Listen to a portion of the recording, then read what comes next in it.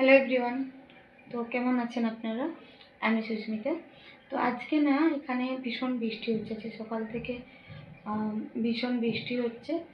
আর ওয়েদারটাও খুব একটা ভালো না। প্রথমে তো তিথির শরীর খারাপ ছিল, তারপরে বাবুর একটু জ্বর হলো, ও এখন ঠিক আছে। আবার আমার আজকে সকাল থেকেই ভীষণ গলাটা ব্যথা, আর মানে জ্বর জ্বর ভাব এরকম আর কি।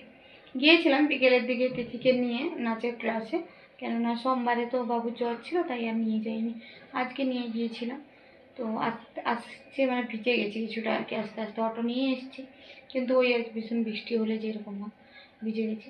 তো এসে বাবু তো ঘুমাবে বলে ওকে একটু ঘুম করে দিয়ে আমিও একটুখানি ঘুমিয়ে পড়েছিলাম ওর সাথে। তো দেখলাম না এতবেলা 8:30 বেজে গেছে। তো আমি একটু চা বসিয়েছি, এতটা মাথা যন্ত্রণা হচ্ছে। এখনও রান্না হয়নি, কেন ওর বাবা তো আসবে একটু দেরি করে, বেশ দেরি করেই আসবে। আর তিথি এসছে, আমি একটু ওকে দোকান পাঠিয়ে দিয়েছি, কেননা ওই একটু কালকে পনির রান্না হবে, তো একটু পনির কিনতে গেছে। তো আমি যে এখানে ভাত ডাল আর এখন আমার জন্য একটু চা বসাচ্ছি, তারপরে রান্নাটা করব।